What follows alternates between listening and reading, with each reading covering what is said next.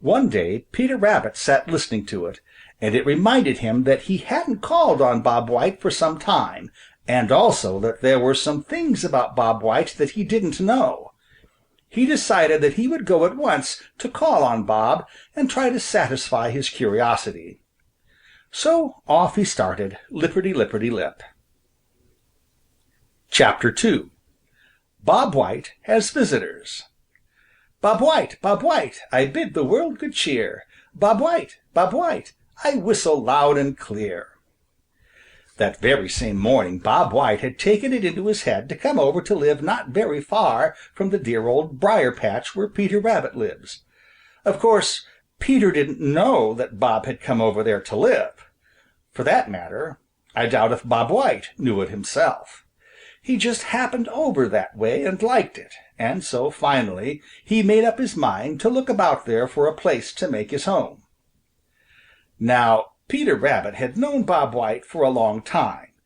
Peter, in his roaming about, had met Bob a number of times, and they had passed the time of day. Whenever Peter had heard Bob whistling within a reasonable distance, he had made it a point to call on him. Bob is such a cheery fellow that somehow Peter always felt better for just a word or two with him. So when Bob began to whistle that spring morning, Peter hurried over, lipperty-lipperty-lip, to call. He didn't have far to go, for Bob was sitting on a fence post just a little way from the dear Old Briar patch. "Good morning," said Peter. "You seem to be very cheerful this morning." "Why not?" replied Bob White. "I'm always cheerful. It's the only way to get along in this world." "It must be that you don't have much to worry about," retorted Peter. "Now, if you had to run for your life as often as I have to do, perhaps you wouldn't find it so easy to be always cheerful." Bob White's bright little eyes twinkled. "The trouble with a lot of people is that they think that no one has worries but themselves," said he. "Now there is Reddy Fox coming this way. What do you suppose he is coming for?"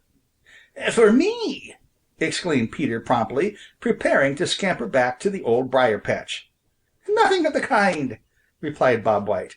"Don't think you are so important, Peter. He doesn't know you are over here at all. He has heard me whistling, and he's come to see if he can't give me a little surprise. It's me and not you he is after." "What's your hurry, Peter?" I think I'd better be going. I'll call again when you haven't other visitors," shouted Peter over his shoulder. Hardly had Peter reached the dear Old Briar patch when Reddy Fox reached the fence where Bob White was sitting. "Good morning," said he, trying to make his voice sound as pleasant as he could. "I'm glad to see you over here. I heard you were whistling and hurried over here to welcome you. I hope you will like it here so well that you will make your home here." "That is very nice of you," replied Bob White, his eyes twinkling more than ever, for he knew why Reddy hoped he would make his home there. He knew that Reddy hoped to find that home and make a good dinner on quail some day. "It is very pleasant over here, and I don't know but I will stay. Everybody seems very neighborly. Peter Rabbit has just called." Reddy looked about him in a very sly way, but with a hungry look in his eyes as he said, "Peter always is neighborly. Is he anywhere about now? I should like to pay my respects to him."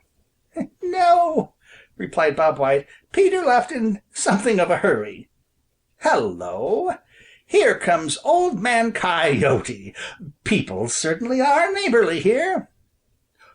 "Why, what's your hurry, Reddy?" "I have some important matters to attend to over in the Green Forest," replied Reddy with a hasty glance in the direction of Old Man Coyote. "I hope I'll see you often, Bob White." "I hope so," replied Bob White politely, and then added under his breath, "But I hope I see you first." Chapter 3 Bob Decides to Build a Home. Old Man Coyote's call was very much like that of Reddy Fox. He was very, very pleasant and told Bob White that he was very glad indeed that Bob had come over on the Green Meadows, and he hoped that he would